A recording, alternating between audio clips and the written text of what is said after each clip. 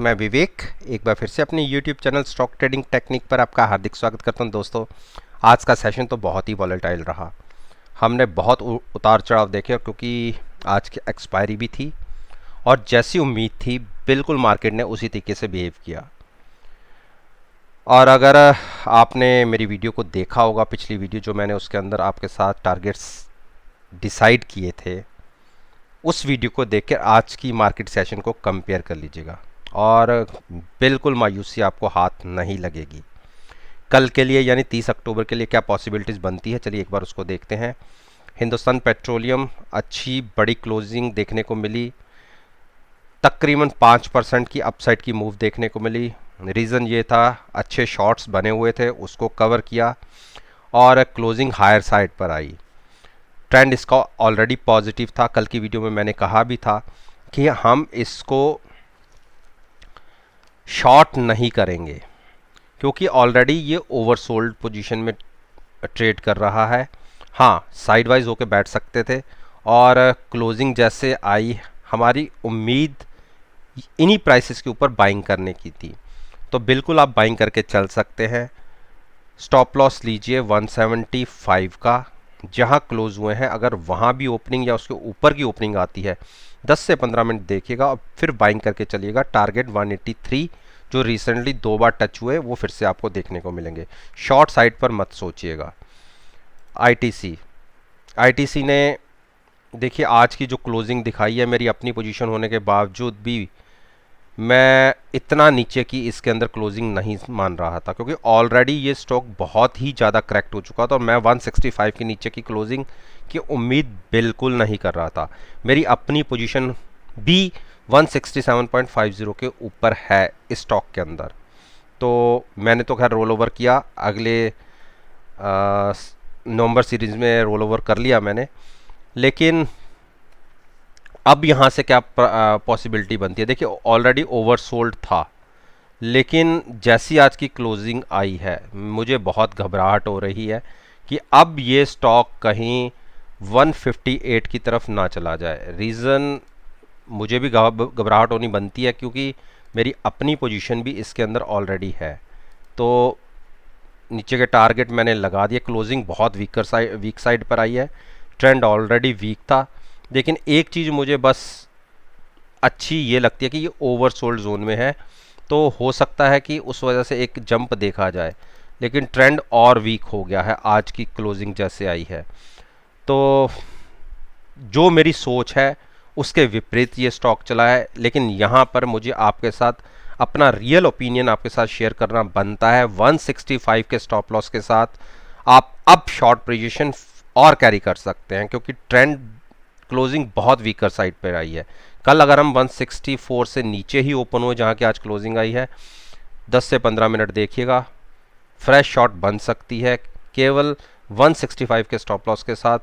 अब मेरे टारगेट 158 के लगते हैं। अब मुझे यहाँ पर अपनी पोजीशन को हेज करना पड़ेगा क्योंकि ऑलरेडी मुझे इसके अंदर 4-4.5 रुपये का लॉस हो रहा है।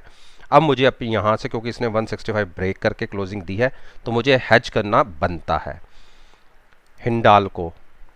हिंडाल्को ने एक बहुत वीक क्लोजिंग दी है और देखिए ये मेरा नीचे की 165, ये एक जो मैंने नीचे की ट्रेंड लाइन को मैं थोड़ा सा और एक्सटेंड कर देता हूँ। देखिए इसी को ही इसने आज छुआ और वहाँ से थोड़ा सा ऊपर पलटा है। तो प्राइस जब तक इसको और नीचे की तरफ ब्रेक नहीं करके क्लोजिंग देता, तो ये एक मेन सपोर्ट का काम कर रहा है। तो बहुत वीक हो गया स्टॉक। कल अगर हम फिर से आज की क्लोजिंग के नीचे ओपन होते हैं तो आप ये मान के चलिए कि एक जो नीचे की रेजिस्टेंस मिल सकती है 165 के आसपास, यहाँ से और गिरे तो हम 161 तक चले जाएंगे। तो स्टॉक वीक है, बाइंग बिल्कुल नहीं बनती, लेकिन किसी ने फ्रेश शॉट नहीं करनी तो वो साइड पर होकर बैठ सकता है। एक बार हमें 165 के टारगेट्स मिल सकते हैं और अगर वहाँ नहीं संभले तो हम 161 तक गिर सकते हैं। तो 95% ट्रेड आपको नीचे की मिलने की पॉसिबिलिटी है। आप 170 के स्टॉप लॉस के साथ जहां हम क्लोज हुए हैं वहां से नीचे की ओपनिंग मिले, कंडीशन नंबर 1, 15 मिनट वहाँ से नीचे ही ट्रेड होता रहे, कंडीशन नंबर 2, तब आप शॉर्ट कर सकते हैं 170 के स्टॉप लॉस के साथ। पहला टारगेट आपको मिलेगा 165, और अगर वहाँ भी हमें सपोर्ट नहीं मिलती तो हम 162 तक गिर सकते हैं। यहीं से इसने अपनी चाल वापस दिखाई थी और वहीं तक हम फिर से आ सकते हैं। तो बाइंग की पॉसिबिलिटी मत तलाशिए, शॉर्ट पे ही पोजीशन क्रिएट करिएगा। डॉक्टर रेड्डी की क्लोजिंग वीक है, बिल्कुल शॉर्ट कर सकते हैं। शॉर्ट के लिए प्राइस रहेगा 5020। जब तक इसके नीचे बना हुआ है तो हमने बाइंग की नहीं सोचनी। 5020 के स्टॉप लॉस के साथ बियरिश हैमर बना है, तो अगर जहां क्लोज हुए हैं उससे नीचे की ओपनिंग मिलती है, ट्रेड मिलता है 15 से 20 मिनट तक उसी प्राइस के नीचे, तो आप 4840 के टारगेट के लिए शॉर्ट करिए। बाइंग सोचनी हो या बुलिश साइड पर बैठना हो तो आप 5080 के ऊपर सोचिएगा। देखिए, मैंने आपसे कई बार कहा है कि ये एक गैप बना हुआ है, बहुत बड़ा गैप था, इसको एक बार इसने फिल कर दिया तो पॉसिबिलिटी ये है कि हम यहाँ तक फिर से गिर सकते हैं 4840 तक। तो शॉर्ट साइड पर ही इसमें अच्छा ट्रेड मिलने की पॉसिबिलिटी तकरीबन 90% है। अब बात करते हैं सिप्ला ने भी क्लोजिंग वीक साइड पर ही है। आप छोटा सा स्टॉप लॉस लेके 767 का स्टॉप लॉस लेके, जहां हमने क्लोजिंग दी है 763 के आसपास, इसके नीचे ओपन होता है तो शॉर्ट ही करिए। टारगेट होगा 752 का, बाइंग सोचेंगे 780 के बाद। अब बात करते हैं भारती इन्फ्राटेल की क्लोजिंग वीक है, 188 के स्टॉप लॉस के साथ।